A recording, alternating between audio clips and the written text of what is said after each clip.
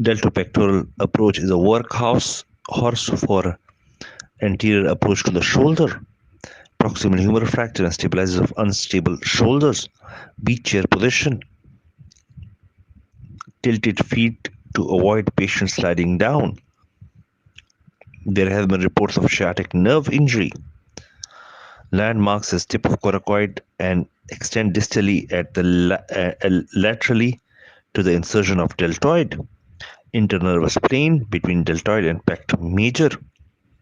Deltoid supplied by axillary nerve and pect major by medial lateral pectoral nerve. Cephalic vein is identified with a fat stripe. Preserve cephalic vein throughout the approach. Incise clavipectoral fascia. Subdeltoid sweep in fractures. Conjoint tendon and pect major retracted medially. Beware not to go on medial to the conjoint tendon, as musculocutaneous nerve enter bicep 5 to 8 centimeter distal to the coracoid. Deltoid is retracted laterally. Blunt dissection to lift the conjoint tendon from subscapularis. Fascia on the lateral side to the conjoint tendon swept to reveal subscapularis. Long head of the bicep is identified. For proximal humerus, move lateral to reduce the fracture.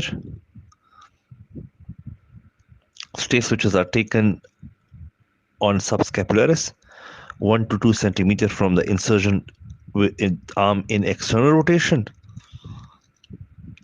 Other methods include osteotomy of lesser tuberosity with subscapularis, repair with the arm in 30 degree of external rotation.